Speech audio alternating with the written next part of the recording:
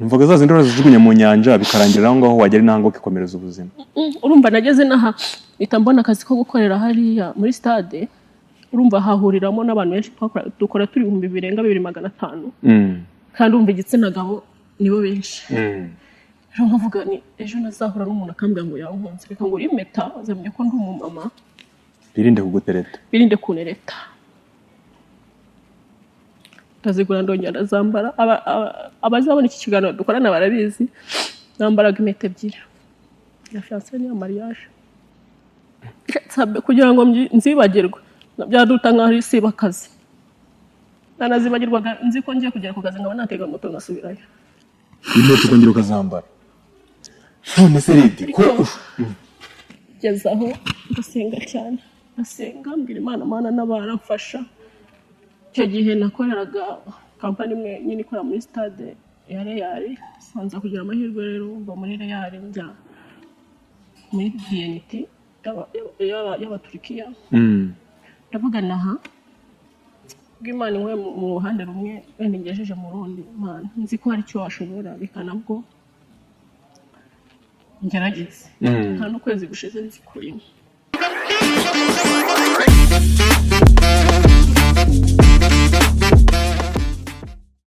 Wihangayika habonetse muganga gakondo utanga ubuvuzi bw'umwimerere kandi bushingiye ku bimera.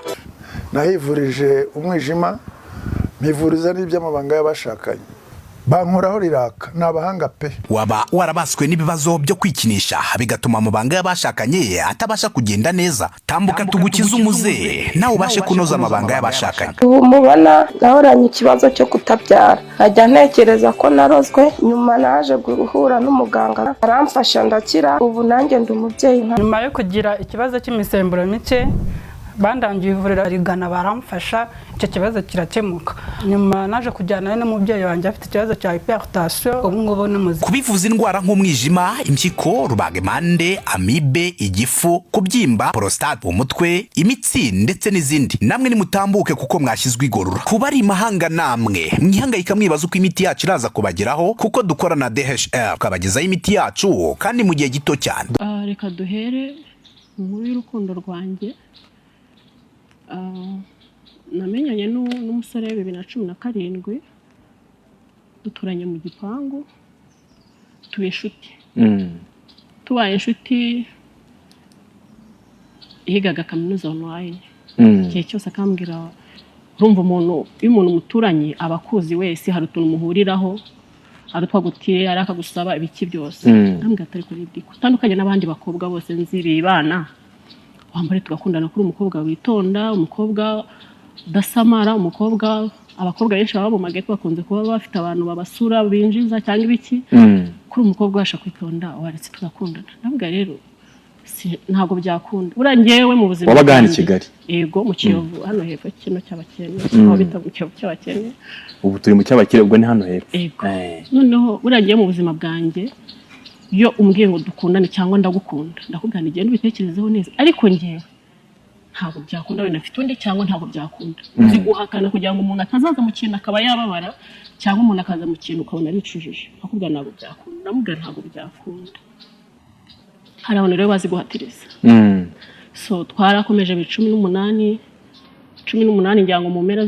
zo mu kwa 10 ndahimuka njya hafi naho nakoreraga nahite aho nacururizaga ibintu byanjye aho nakoreraga ku Muhima munsi uraye kwa Kabuga. Njya hafi yaho kugira ngo njye mbasha gukontorora akazi kanjye. So rero bisa nkaho mavuye we ntiyacika intege nkajya mbona nimero arahatiriza pe nawe arabizi nabona iki kiganiro yumve ko yahatirije. Birangiye ndavuga ko waye nanjye imyaka yanjye ntago ndi umwana imyaka yo kuba nakubaka urugo uyu muntu niba nitije gutya ashobora kuba afite gahunda. Ko yari umuntu uvuga ati urabona hano mfite ikibanza mfitemo inzu ngiye mfite gahunda yo gushaka umugore pe kandi mu buzima bwawe ukuntu mubona ukuntu witonda ibiki byose dushaka kubana. Ndavuga waye wabimwemerera rimwe ndi kumwe n'umushiti wanjye nawe wamaye gukomera ndibuvuge ho wamaye gukomera kugira ngo mbashe kugunavuga duhurira mu mujyi hara muri gare turakubitana nk'ikintu kizaba dukwitanya nambwa ati ridi wambabarira impagaranye n'uwo mushuti wanjye nawe n'iki kiganiro azabyumva arongera ahubwo yongeye kumbona hera ahubwo arongera arahamagara arongera arambwa ati nanjye ndavuga watuza umuntu nabonye ashoboye kuba buriya umuhungu y'umubonye afite courage yo gukora nawe umukobwa uko byagenda kose ushobora kuba wakora mwese mugahuriza hamwe akavuga ati uko byagenda kose nibwo ibintu bikiri hasi muzageraho mugera ubwo ndavuga aramvugisha ambwira twicaye duhure tuganire twicara turaganira mugati wambaye tugakomezanya inzara y'urukundo igihe n'iki kidatinze kuko ndakuzi sinyeneye kuzajya kukwiga twarabanye imico yawe ngese yawe izo byo nabasha kwihanganira ni ibi byo wabasha guhindura ni byo nabasha guhindura ni ibi byo wabasha kwihangana utyo tubivuga ndabwa nta kibazo ariko ntabwo nyeneye igihe cyo gukinishwa niba ari igihe cyo kubana umuntu ajya gutekereza kubana buriya sabe umuntu kwifata inzira akavuga ati ngiye gushaka umugabo cyangwa ngiye gushaka umugore ntago ari ibintu byo gukinishwa ntago ari ibintu ubyuka mu gitondo ngutekereza ntago ari ibintu mu gitondo ubyuka ukumva ko ari zo nzozi zikuje n'ubwo ujye gushaka umugabo cyangwa ujye gushaka bisaba ko ubyumva ko ari byo igihe cye cyageze warabiteganyije ukavuga ati igihe n'iki kirageze ati sawa urangiyewe mu buzima bwanjye iyo ndi kumwe n'umuntu mba ndi proud yiwe yego ariko icyo nkeka cyo nzi neza cyo ntago yaje nkunda ahubwo yaje kwivumburira igikomere ngira ngo nawe yari afite aje no kongera ngo akinisha amarangamutima yanjye ambabaze kubera igihe cyose yahereye angendaho naramwangiye we aza ari uko aje kugira ngo yihimure so ubwo rero ngiye nabaye proud yiwe arabizi profile yanjye ya WhatsApp ifoto nshyashya ni wabaga uriho status yanjye ya mu gitondo arabizi ni wabaga uriho byari biryoshye icyo gihe cyane kandi naramukundaga pe yo mana arabizi nayo ko namukunda haha n'umuntu abimenya ko umukunda ahubwo bakumva ko agomba gukinisha amarangamutima yawe bya bintu bya King King James ngo wanzanye mu rukundo ubonye mpageze uransiga so ntago byatinze rero yaje kugirirwa amahirwe abona akazi keza imishinga iriyongera avuga ati rero iranzurika ikanyongere ikangire iriye tuzayigira y'umupangaye iyi ngire kanongeye mbonye amafaranga angana gutya na gutya okay yari nyiri gipango oya ntago yarahari ahatuye hari aho yari yubatse hano yari yubatse afite akazi hafite inzu rwose y'ibyumba 3 nasabone ko ari nziza uhahatora nta kibazo ariko amafaranga baraje avuga ati reka amashyira indi nziza ahubwo iyi ngiyi tuzayishyiraho ari umupangaye tuvuga ko nta kibazo urumva iyo umuntu mukunda nta kintu ntago nari kumushyira kuri pressure ko tutabana ibiki kandi we yaje avuga ati igihe cyanjye ni iki yego hava mu byo ndimo ndakuze nawe ntago uri umwana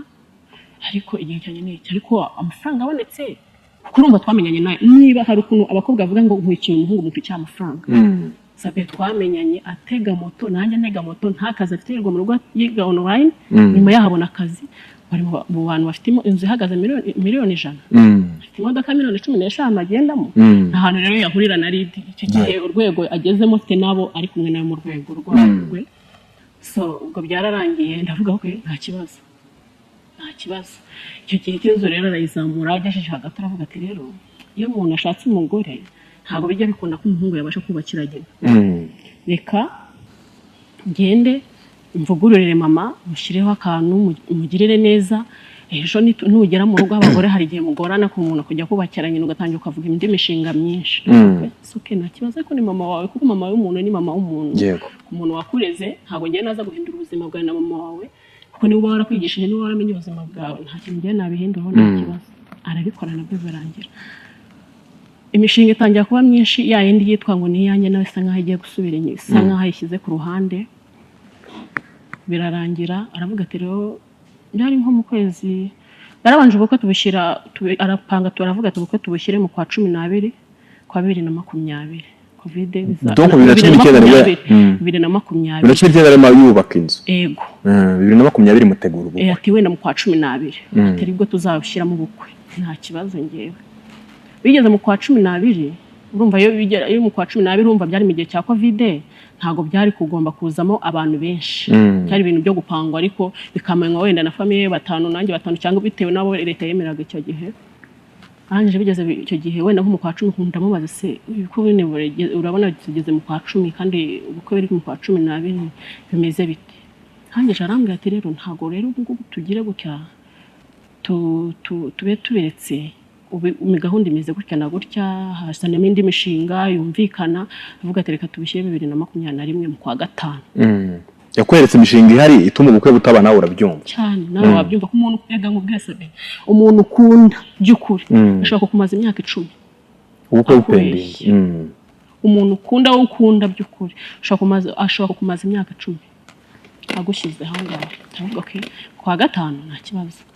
ariko ndi umuntu udakunda kuvuga ibintu byinshi cyangwa ngo nkunde guhubuka ngo mbwira abantu benshi ariko mfite nyogokuru wanjye nkunda cyane we negeraga nkamubwira ibintu bimeze gutya na gutya akambwira ati nta kibazo nkamubwira ibintu bimeze gutya na gutya nta kibazo ariko umva nk'umuntu w'umucecuru yajyaga muri famille hagati rero ibyo mwakora byose umwana wanjye muri uko kwezi ashaka kugenda gutya so nafite n'udusaka akavuga ati reka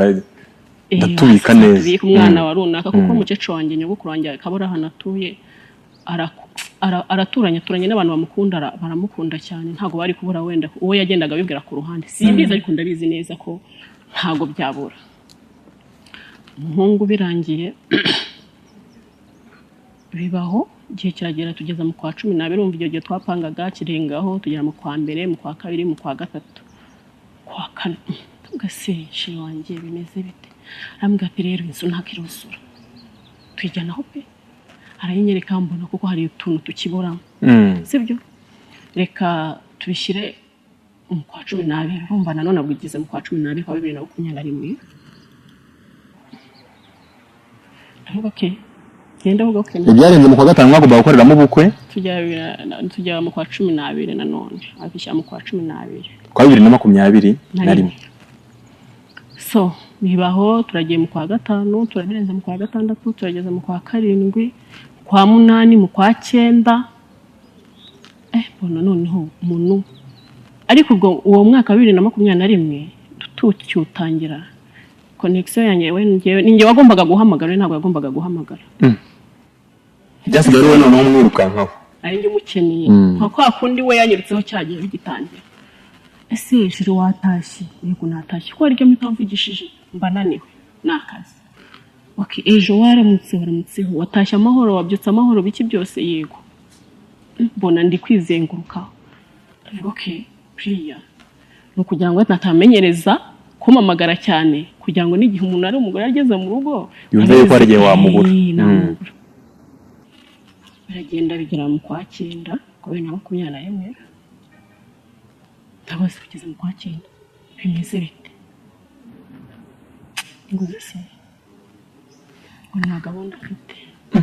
imeze itese kandi twaricanye bwa mbere byavuye mu kwa 12 tubishyira mu kwa 5 tubishyize mu kundi kwa 12 none tugeze muri iki gihe urumva no mu rugo umukecuru naramubwiye wenda afite abandi yabwiye ako sabebe umutima w'umuntu n'ugukomanga nanze kubigira ariko inshuti zanjye za hafi nubwiraga nishamana Imana ifashije njyewe kwa 12 nshobora kuzuba ku muryango ubwo nabwiraga mu kwa 5 nkongera mu kwa 12 ngwaga se ibyawe biwe ni ibiki nyongo okay kubera iki ariko ubwo urumva y'umuntu muri kumwaga telefone yasona akayobeka tanya kumenya byinshi aho umuntu yavuye mu rwego rwanjye yageze mu rundi hari abantu bakomeye asigara ari kumwe nabo yego yanahamagarwa muri kumwe akayobeka ku buryo utari bumenye ninde uhamagaye cyangwa akayireka habiri ndavuga okay ibi bintu ntabwo nzi so birangiye ndavuga nika ngende gake njya ku rusengero bagisi ubwira Imana nabirira Imana n'ugamana umuntu niba ari uwanjye ubigenze neza ariko niba atari n'uwanjye ikareka kumbabaza mu buzima sabutegeze icyo gihe cyose umuntu uzi ko ari umwe inshuti zawe zibona status yawe mu gitondo niba hari n'uwakuvugishaga icyo gihe ahita kureka umva ko ufite inzira urimo bitewe n'amagambo ku muntu wawe wandika mu gitondo umufitira amabibi yiwe abantu ba inshuti zawe zizamo n'inshuti ze zirabizi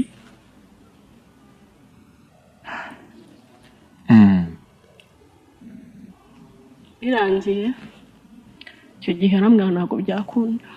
mu kwa 9 arakubwira ati ndumva ka 9 aramwanga ntabwo byakunda ndamugaza kuyihe mpamvu imiryango irabizi biki byose ni nkaho ibintu byawe bigeze kuri finali ntabwo byakunda gute se waranyinishaga urebye ngo ndanagukundaga ariko ngo sinzi ikintu gituma ntagushaka nisi kirahari kimbwira byera kubwira ngo ati ndumva ntagushaka so ndabije avuga okay ariko nimero yanjye handikwagaho umuturanyi 3 kuri nimero yawe hari handitseho umuturanyi 3 kuri nimero yanditseho ngo umuturanyi gatatu kuva mwakundana se cyane pe kuva mwakundana nawe wanditseho ngo umuturanyi gatatu nigeze guhindura umuturanyi gatatu nta nubwo ibyo ngibyo nabivuzeho nabwo ariko mbona biramubana nubwo ese igihe n'ikijyanza hindura umva nakubwiye ngo iyo umuntu akunda undi umva ntacyo bimbwiye muri telefone ya fiance witwaga umuturanyi gatatu nyine se ari umuturanyi ubwo yari nimero ya gatatu wenda yarimamagara ngo sinzi yariyo ariko hari handitseho cyangwa arafiteho wenda waridi abandi cyangwa abaturanyi bandi ubwo hariho umuturanyi wa gatatu rimwe rero nzakubona nimero iramuhamagaye afite telefone gutya handitseho izina ry'umuntu ntari buvuge handitseho Honore nkuko abanditseho ngo Lydia Honore yego wowe witwa umuturanyi gatatu nabona iki kiganiro azabyumve yambabarije umutima handitseho nkuko yakwandikaho Lydia Honore njye nanditseho umuturanyi gatatu ahamagara izina ry'uwo mukobwa Honore ndamubwira none se ngo rega ngo kurambagiza k'umusore ngo kugira ngo ahitemo ngo ntabwo agira umukobwa umwe ngo uyu nawe arahari ubimenye ko ahari ngomba guhitamo muri aba bombi atuye arahari nawe urahari yego ngomba guhitamo muri aba bombi none ibyo mpanga nawe n'ibyo upanga n'uriya n'ibyo mupanga yego ngomba guhitamo mwategura ubukwe n'uwo mukobwa wundi nawe bategura none se niba umuntu ushobora kuba njye ibyo yanshyiragamo ahubwo abutegurana n'uriya sabe nawe byumva ako kanya ukuntu umuntu aba nari mwitegura ubukwe mu kwa 12 yego mu kwa 9 cyangwa mu kwa 10 ntabwo nibuka ariko nzi neza ko byari nko mu kwa 10 kuko niho twahise dushwana ku itariki 22 z'ukwa 10 na 23 niho duheruka kuvugana communication yanjye nayo hagati ahagarara ndangije nabaye nk'umusazi umuntu wakunzeho byo gukunda we yabyumva hatarimo wenda icyo ukurikiye ku muntu cyangwa icyo ushaka ku muntu ukukundisha urukundo rw'umutima we yabyumva ariko utarabiciyemo ntabwo yabyumva umuntu utarakunze bya nyabyo ntiyakumva uburyo biryana naratuje mburi inzira mburi icyerekezo numvisiguyeho Fabe biragoye kwizera umwana w'umuntu biragoye kwizera ikintu bita umusore biragoye cyo nakoze nyine twaratandukanye nkuko bikubwiye byari itariki 22 na 23 nibwo twatangishanye kuvugana mamagara umushiti wanjye wabaga muri uwo mwanya ndamubwira mubwiye ukuntu byose byangendekeye hamwe atiridi n'ubundi yizire hano nyine anyumvishamo ko ngomba kujya hari bibwira abantu bamwe ndababwira rero ngiye kwigira mu bara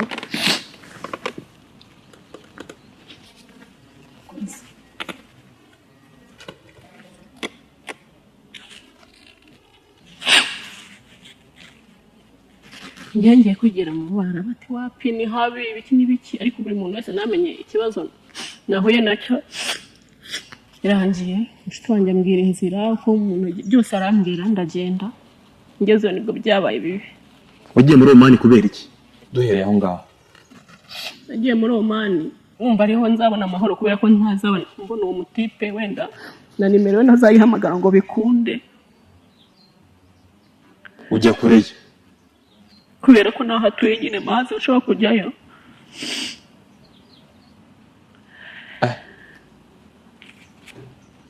Ncamuko yagukomerekeje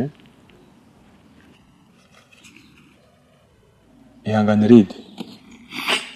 ndagenda njya muri Omani ngira ngo nibwo bizashira ariko buriya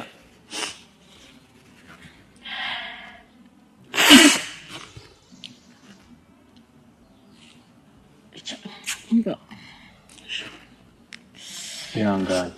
yageze muri Omani mpura n'umukire nyine waho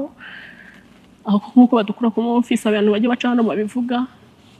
girirwa amahirwe pesa be njyewe umwarabu twahuye ntago namuvuga nabi nkuko abandi bajyaza hano bakabavuga ngo ni umuzi w'ubuzima kuri ubu extra power formula wa muti kabuhariwe wirahirwa mu kuvura abagabo batakibasha kwisayidira ndetse ukaba n'ikimenywa bose mu kuvura bikinishije twawushyize kuri promotion. Umwihariko wa extra power formula ni imbatura mugabo ikaba umuti karundura mu kugarura akanyamuneza mu muryango wayimenye ntayishidikanyaho cyangwa ngo ayigereranye kuko irihariye kubera ubudasa bwayo mu bushobozi, naho ibyo kwikinisha n'ingaruka zabyo bisigara ari nk'umugani, hehe no kugenda uhungetwa ubabara umugongo uzunga isereri cyangwa se ubabara umutwe. Nimutugane tubafashe, ukorera mu Gatsata, wanaduhamagara kuri nimero zacu 0786 04 04 36. babi n'ibiki byose ni nk'Imana yabikoze,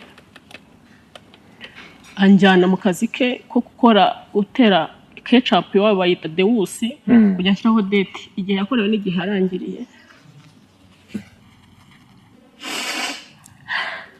Kabo ketchup ngiye ngakorera kuzurusenda ahantu hose nkajya, ariko nyine umwarabu nawe uramwumva n'umwarabu barakoresha pe hahandi. N'ubuzima bwawe numvaga ubuzima bwanjye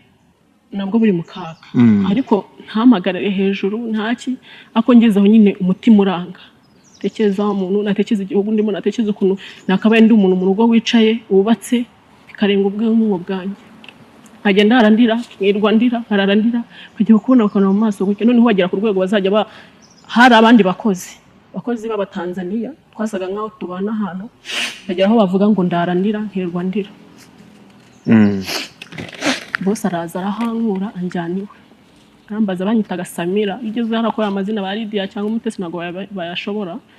Abana be bose batwangizwaga na sa, nanjye ahita ankurira amazina nyita Samira kugira ngo ngenane n'abana be.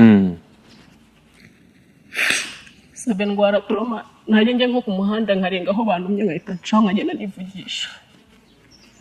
Wa muhungu yanze kukuvamo?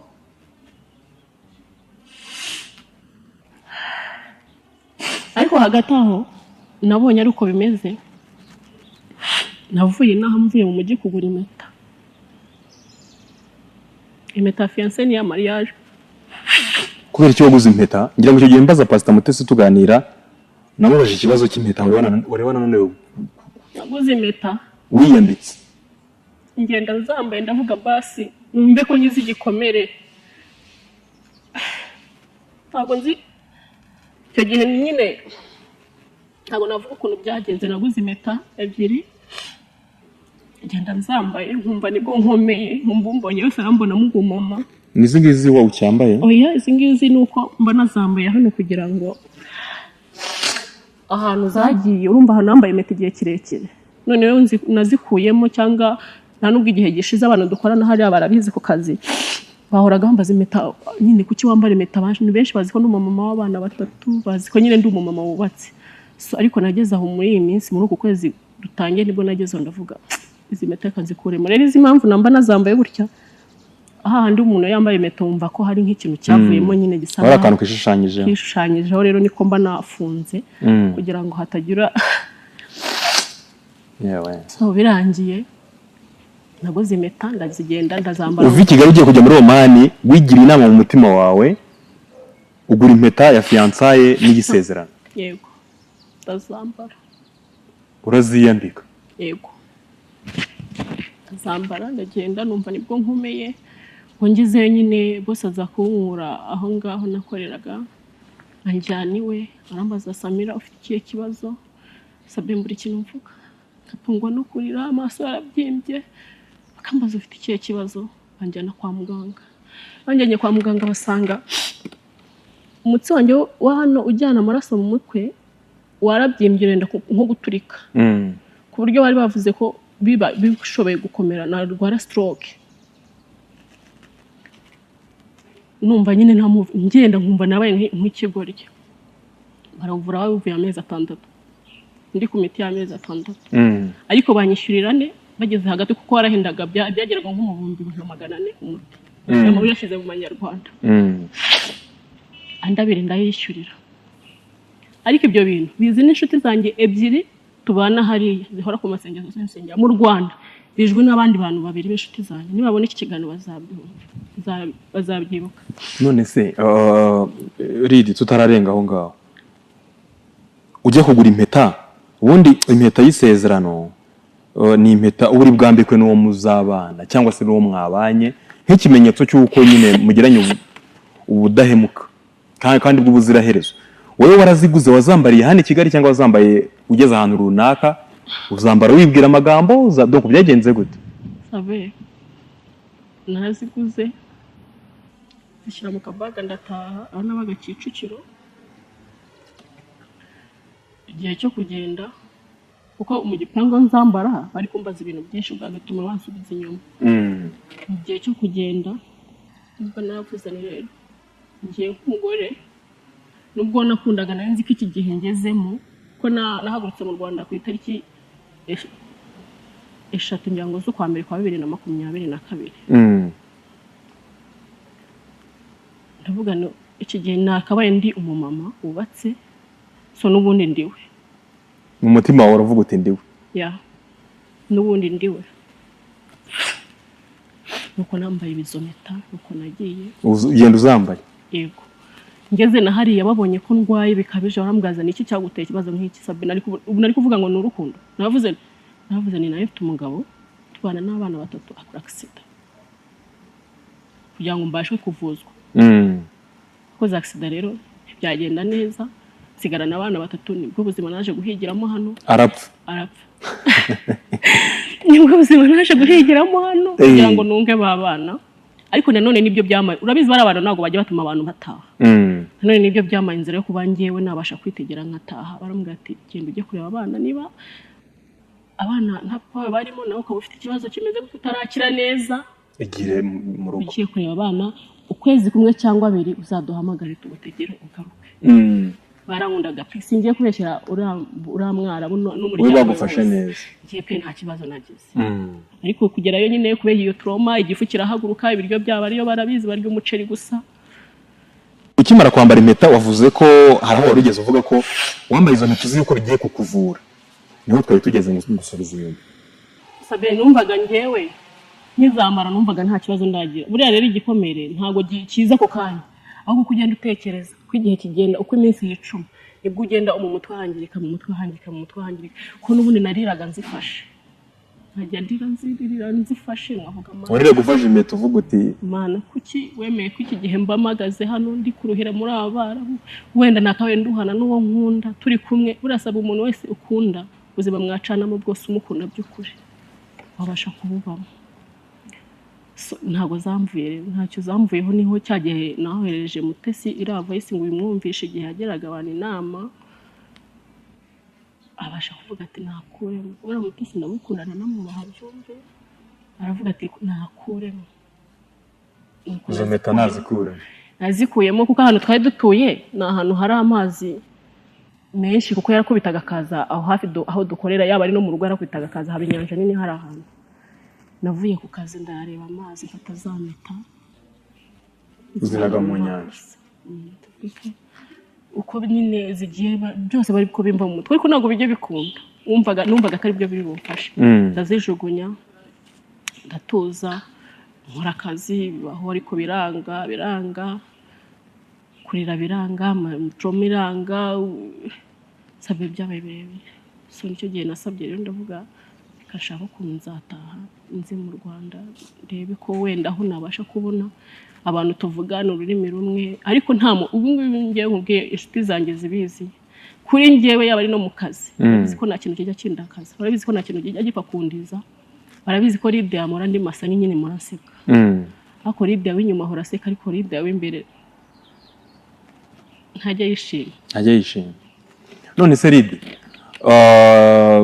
umusore yaraguhemukiye mu rukundo mwateganyaga ubukwe haburaga igihe gitoya cyane ngo mushyingiranwe abivamo ku isegonda rya nyuma kandi waramukundaga byanyabyo gira niyo mpamvu wababaye niki cyaremereye umutima wawe ukananirwa kucyakira? Sabe n'urukundo namukundaga kuko urumva iyo umuntu aba yaraciye mu nzira zose aba yarateswe n'abantu benshi ariko birasa nkaho rwari rwo rukundo nkunze hahandi nyine urumva umuntu muteganya kubana Sabe ntago ari umuntu uvuga ngo ni umuntu wemerera ko hari abandi baba baraje bikanga ukamubwira ntabwo byakunda ariko wa muntu wemereye umukunda wese. Icyo kintu cyaremereye umutima wanjye, ndeba ukuntu we yanyirutseho igihe kinini mubwira ngo ntabwo byakunda. Noneho igihe namwemereye nkavuga ko umuntu ashobora kuba atuje cyangwa ashobora kuba umwanzuro yafashe ari we, reka nanjye fata umwanzuro nuze mukunde.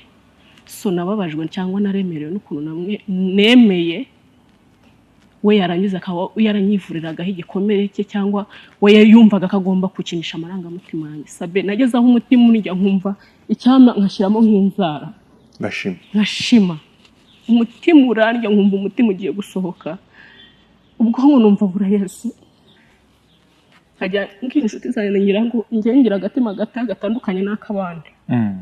Ntabwo njya mbyiyumvisha ukuntu umutima wandiye, nkajya numva nashyiramo intoki bikunze.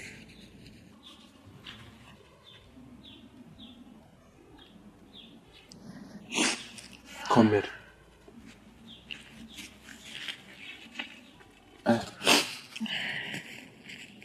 Aho wari ukiri mu Rwanda?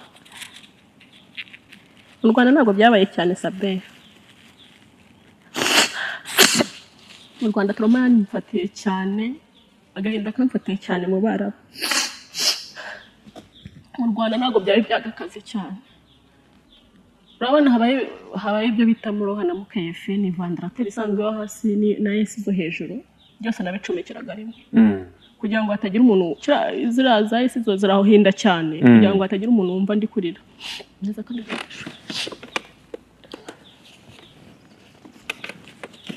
wararagurira nibura se uwo yigeze nibura rimwe akurikirana avuga ati umukobwa twatandukanye reka mpamagare, cyangwa se ugezeyo umuhamagare cyangwa wandikire kuri WhatsApp wire kumubwira amarangamutima yawe yose ku buryo nibura wumva hari ukuntu umuntu yaguhemukiye cyangwa se mufite ikibazo ukamubwira uko umerewe mu mutima, hari ukuntu uba wumva uruhutsemo gatoya, hari ukuntu uba wumva widefi. Icyo gihe urumva inimero urasiba ukasiba waborotse, ko umuntu wakubabarije umutima wumva nta kintu ashobora kugaruka mu buzima bwawe akubwira ahubwo ari ukuguhuhura. We yabivuze agira ngo ni kwa kundi umuntu yakunda undi, kuko urumva iyo umuntu akundanye n'undi ntabwo utudefu mugenda mugongoraniramo mubwira ati gutya. Nawe nareba iki kiganiro twarinze dutandukana Sabe, si ukwivuga meza ikiganiro azakibona nashaka za telekomenti. Niri wa mukobwa niba mvuye ku kazi nahitaga atamamagara kumva wenda ndi mu rusaku. Nari wa mukobwa mbese nari meze nk'umugore uri mu rugo,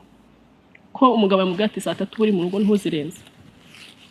Wa mukobwa bagenzi be bavugaga ati dusohoke, nkavuga oya ntabwo byakunda, nkaba ndi mu rugo. Arabizi ko mu gihe cyose twarinze dutandukana nta kosa na rimwe igeze afatiramo, ariko we arabizi. Ariko nkumva nyine kubabarira umuntu ukunda niko bimeze. Yego. Icyo gihe rero naramuborotse ndasiba nimero yiwe, ariko hari umuntu inshuti ye yari hafi mbere yuko ngenda nari namuganirije, arambwira ati nta kutageze nyine ihangane niba ariko byageze nyine. We nawe ambwira byinshi kuko mbivuze yatamenya byinshi, ndamwihorera. None se Lydie, mu gihe mwakundana gukiri mu Rwanda wigeze ugira igihe cyo kumenyana n'inshuti ze, cyo kuganira n'inshuti ze? Wigeze ugira igihe cyo kujya kumusura mu muryango kuko mwateguraga ubukwe yarabuhaga akantu gatoya cyane? We yaje gusura wa mukecuru wese ndanamugeraho nibura ngo nkubaza noneho ukuntu yabyakiriye byo mu kanya. Wigeze ugira icyo gihe? Icyo gihe urumva kumenya byanya inshuti ze n'abana akorana nabo ni ku kazi. Kurumva niba umuntu twaragendaga ku kazi kakavuga ati uyu ni sheri wanjye mu gihe kizaza biraza kugenda neza, nabitwa n'inshuti ze bamwe tukaganira, wenda mu muryango akavuga ati mama na sister nibo yambwiraga gusa, hari mama na sister nibo b'ingenzi igihe niki, kuko urumva byari mu gihe kenshi byakunze kuba ari mu gihe cya covid, ariko tugapanga ati igihe niki tuzajya. Yageze ati akazi ni kenshi. So mukecuru rero igihe kiragira nabwo muri icyo gihe genda nko gutandukana. Iwabo ntiwagiyeyo? Ya. Ariko yavuganaga n'abavandimwe? Yavuganaga n'inshuti ze, niyo cyangwa mushiki wamuhamagaye agahita amubwira ati se ko numva uvuga ati ndi kumwe na Sheri, ndi kumwe na Lydie. Urumva wenda yari yarabibabwiye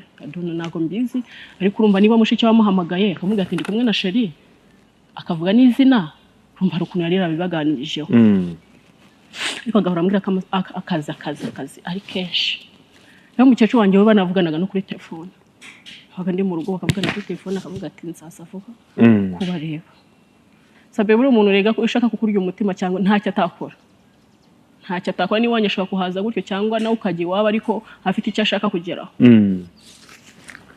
nuko byarangiye inshuti ze zose twari tuziranye izishoboka zo ku kazi kuko yarazaga akavuga ati twanamucagaho ku kazi cyangwa ibiki uyu nguyu n'uyu cyangwa nawe nkoze siporo ndi kuzamuka aho yakoreraga ni hafi aho ntabwo navuga ikigo yakoreraga akambona akavuga nkumva ngewe nta kibazo inshuti ze zimwe rero ebyiri zo nari nzi nizo mu cyo kibazo bibaye nibuzo nicaje mbabwira ukuntu byose bimeze barambwira ati umuntu atari wawe urarikura ubwo nyine ntabwo tuza bo bumvaga ari ibintu byoroshye bitagiraho umuntu ikibazo kuko umuntu ashobora kumubwira inimba ufite ku mutima akumva ni ibintu byoroshye utazi ko ari ibintu bikomeye ako byari binkomereye ubwo abantu nabo baraza kuvuga muri commentaire bati se ubundi kuki utarekuye ushobora no gusanga hari abandi benshi bameze nka Lydia bacecetse ariko kaba kuri iki kiganiro kuki utarekuye sabe biba bigoye iyo ukunda umuntu kurekura biragora ubugira ngo mu gitondo ari buhinduke ugira ngo wenda ibyo yakoze uyu munsi cyangwa uko byagenze uyu munsi ejo zahinduka kuko kubana n'umuntu cyangwa gukundana n'umuntu bisaba kugerageza kandi nanone sabe buranika ngubwiza ukuntu wakundana n'umuntu igihe kirekire ntushobora kumumenya barakunda umuntu yibwira ngo umuntu twakundanye imyaka 8 turaziranye cyangwa 5 cyangwa 3 ntabwo umuzi umuntu ni mugari ntabwo wamumenya so rero kurekura byari byaranze ubwo buriya kurekura byari ngo sinzi ukuntu bivuga byari byaranze nyogokurusi ngira ngo niwe noneho ikibazo cyasigayeho ku ruhande rwe nyogokuruwe yari yiteguye ubukwe yego rero namubwiye igihe niki arabizi naragiye njya mu rugo kuko nabonye pasiporo kwa 12 kwatandukanye mu kwa 11 kwa 12 ndamubwira mama nakubaga hafi ariko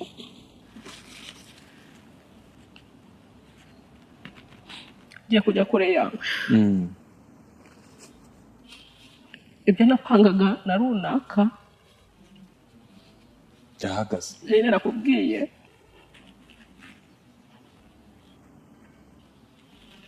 byaranze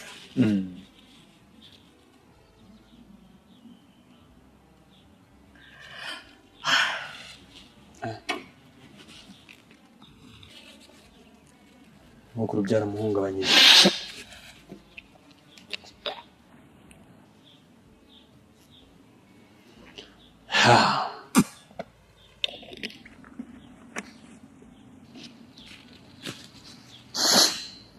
nyogokuru bimubwiye se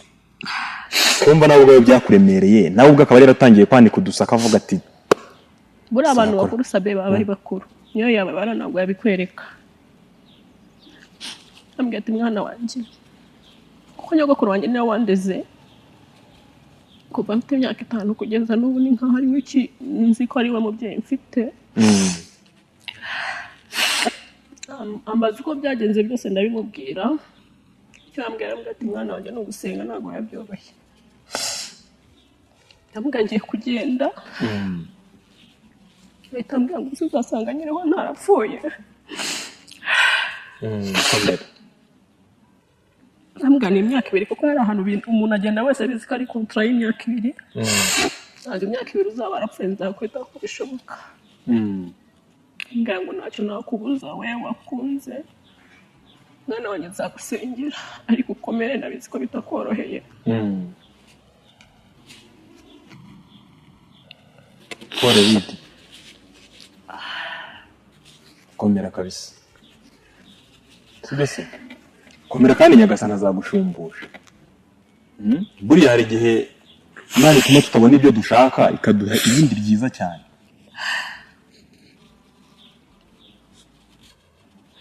ndamubwira ati mwana wanjye nzagusengera ariko ihangane ndabizi ko bitakoroheye ndamusezera ubwo nibwo nagiye ngenda nyine ngira mu muri uwo mwanya mbaye icyo gihe navugishaga ngo mutesangira inama y'impeta nzikuramo nje noneho ngeze mu Rwanda nkabona abantu bose n'ubundi nyine numva biruyongereye ejo bundi ugeze ntangaha ntumbase ako Lydia umuntu yaragukomerekeje bikomeye cyane ejo bundi ngaruka wagarutse bikikurimo izo narazijugunye ngeze inaha ngura izindi. wageze hano gura izindi mpeta. Niba ukizinduka ukajya ku kazi kawe ukicara ugategereza abakiriya 20 cyangwa 30 ku munsi, menya neza ko nta kazi urimo. Hari uburyo nzi bwizewe benshi bari gukoresha. Ninkubwira bizwi nka GBM cyangwa se Global Biomagnet, untega amatwi neza nkwibiri byiribanga. Ubu ni uburyo bwihariye tukubakiramo website igahindurira agakino muri business yawe. Game changer, aka kantu se urakumvise? Ibi ntabwo ari amakabya nkuru, ahubwo n'ubuhanga bw'inzobere mu gucengera ibijyanye n'iyubako ry'imbuga nkoranyambaga zicururizwaho hifashishijwe ubumenyi mu byitwa social dynamic algorithm, aho umukiriya amurikira abatuye isi ibicuruzwa bye mu kanya nk'ako guhumbya abakiriya bakisuka. Ibi bizagufasha kugeza ibicuruzwa byawe ku bantu barenga miliyaridi 7 zituye umubumbe, byose bikorewe kuri smartphone yawe cyangwa se mudasobwa. Ubucuruzi bwose waba ukora, ubu buryo burizewe kandi burakora. Ndakurahiye, abakiriya baturutse imihanda yose bakora order ku bicuruzwa byawe. Nje rwose ibi bintu nzi abantu babizi neza kandi babasha kubigukorera aho waba uri hariho hose, haba mu Rwanda cyangwa se mu mahanga. African Digital Opportunity Initiative, bahamagare cyangwa ubandikire kuri 0796 83 56 17.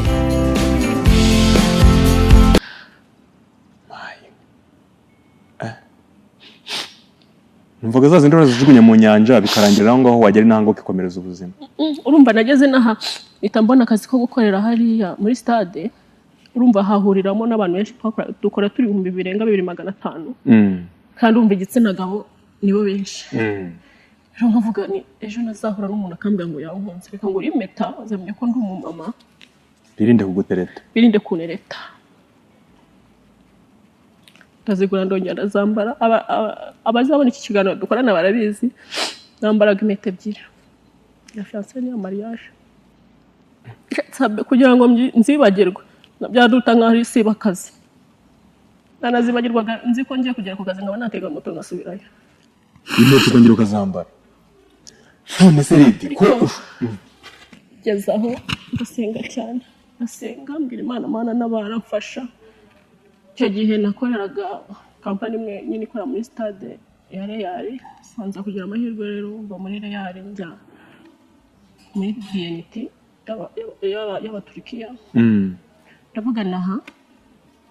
bw'Imana inkwe mu ruhande rumwe wenda ngejeje mu rundi Imana nzi ko hari icyo washobora bikanabwo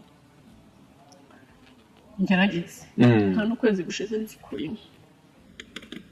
Nta kwezi gushize ukuyemo impeta? Yego. Wagarutse mu Rwanda tuvugana bambwiye gukora muri stade kandi ukaba waravuye muri Oman. Ntanekeza nti buriya Lydia ashobora kuba ari umutranslator, ashobora kuba afite uburyo akorana n'abatekinisiye nk'umuntu wabaga muri Oman, ashobora kuba afite ibintu ahagarariye runaka, ashobora kuba arabo bita bagapita, ashobora kuba ari umuntu ufite agaposter runaka. Nkurikije ukuntu ugenda kubona ukuntu wasaga icyo gihe muri Oman, kubona uri umukobwa mwiza cyane ariko wababajwe, wahangayitse,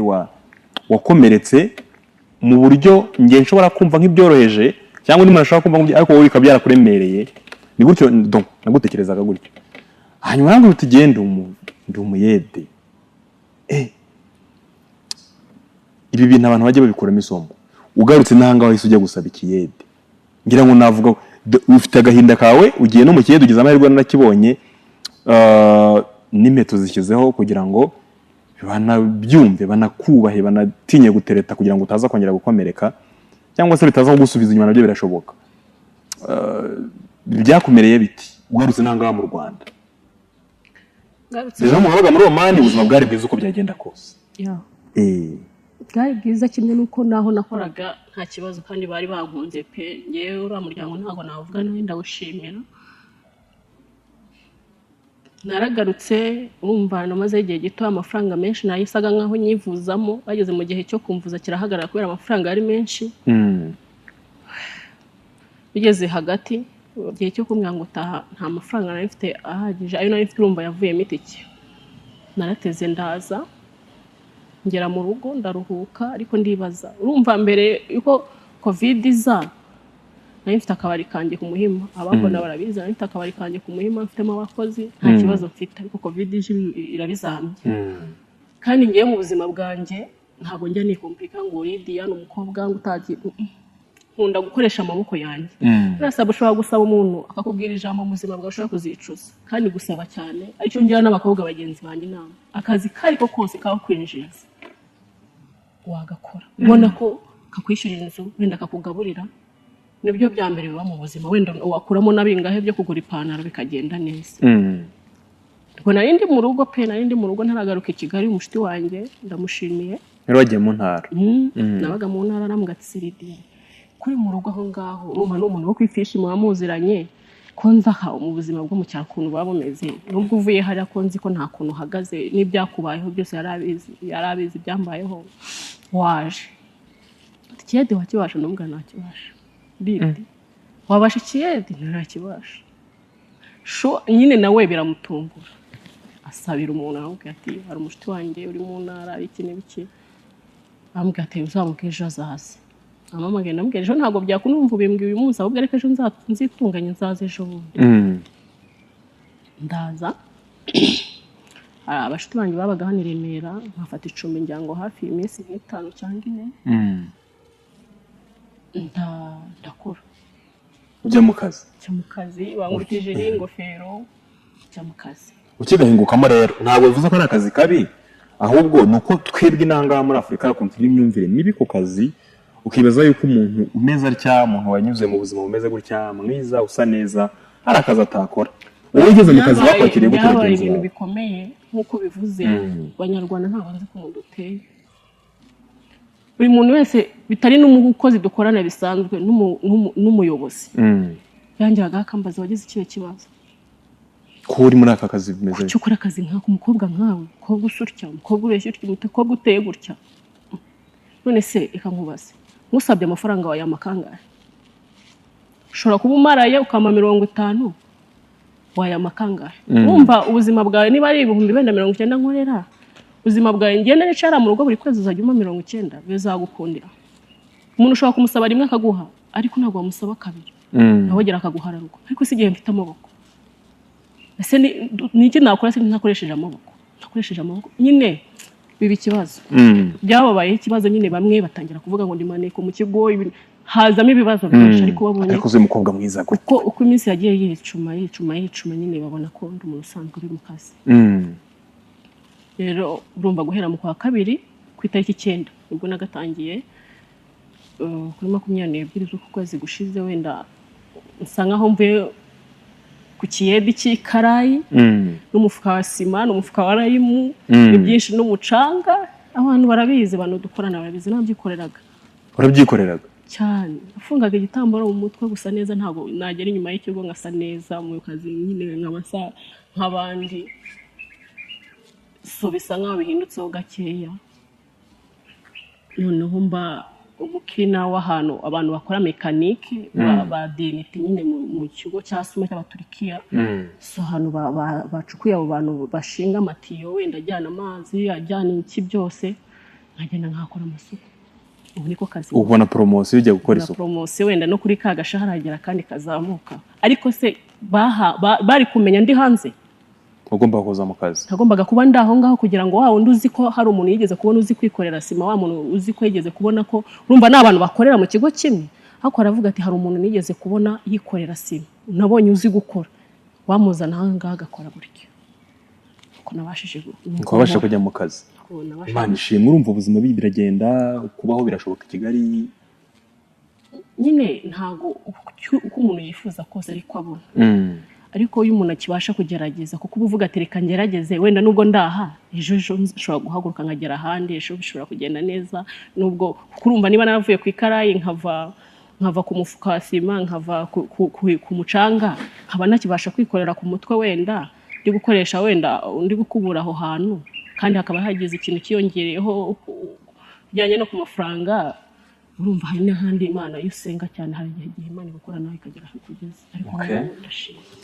reka dusubire inyuma mu nkuru yawe uribuka ko wigeze kumvugisha nawe umbwira uti njya ndeba ibiganiro nkumva nibura hari binkomeje njya ndeba ibiganiro nkarira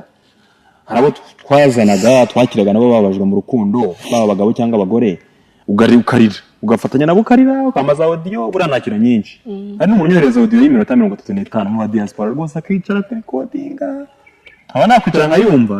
cyangwa se gahurira nuko hari nyinshi sinyumve rwose nisegura no ku bantu igikomere cyawe wagize igikomere wagiriye mu buzima bw'urukundo watewe nkeka ko utakiteye Mutesi ugeze kwigisha ngo hari igihe umuntu arira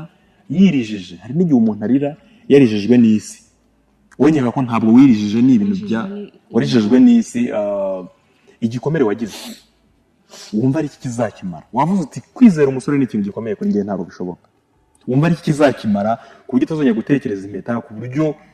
uzagera igihe ukumva muri wowe ni nkaho wakavuze uti aho ndumva nduhutse ndumva nakiriye ubuzima wumva ari iki kizabimara sabe ntabwo nyizi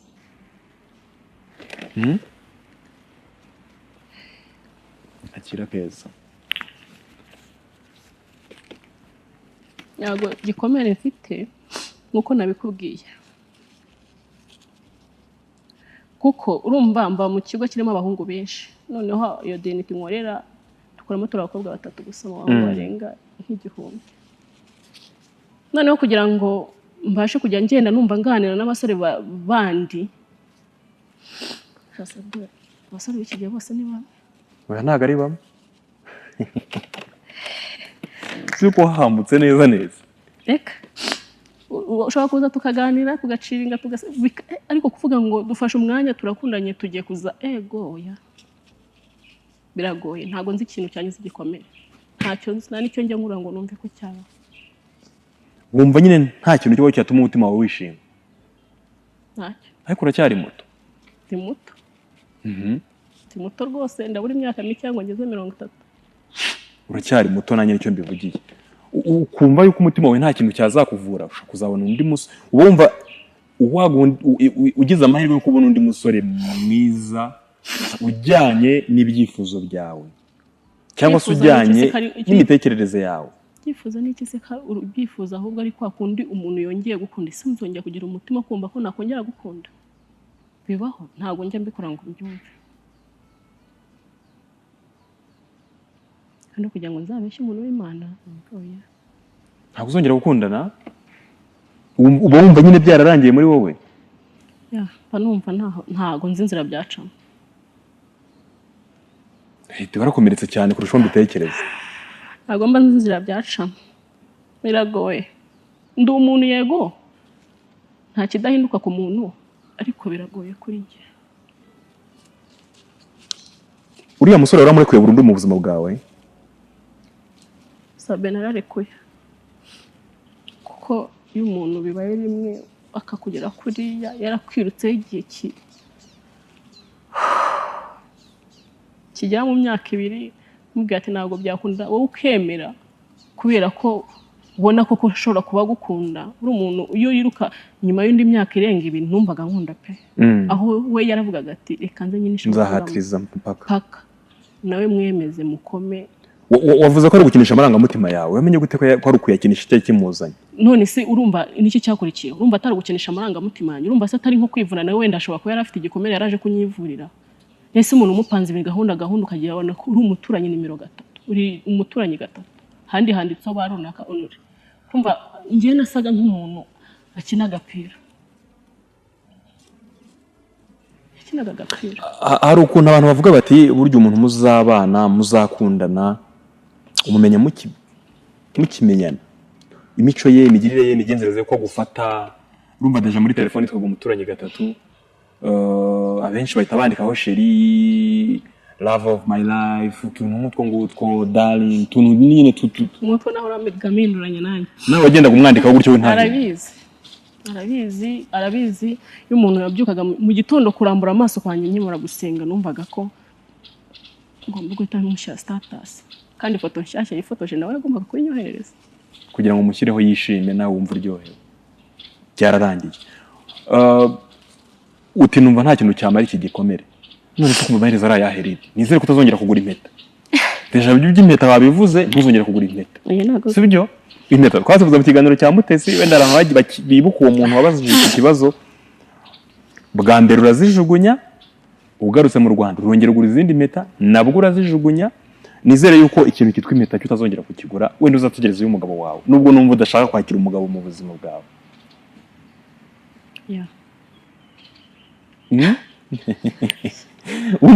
wumva mu mutima wawe reka nkubwira ikintu cya mbere kibaho redi niyo umuntu avuze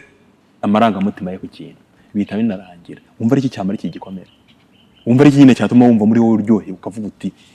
ndumva nzaryoherwa ndumva ibintu bizamera neza. Nise Sabe nakubwira ngo nukubona umuntu nkunda nzi ko kuva mbayeho mu myaka yanjye ntagize nkundwa. Bwari ubwa mbere ukundanye? Ntago byari ubwa mbere nkundanye ariko bisa nkaho bwari ubwa mbere nkunze. Mbere byari bya bindi by'abana. Byaho byo kuvuga ngo dukundane urumva biraho ejo mwatandukana kumva nta gikomere biguteye.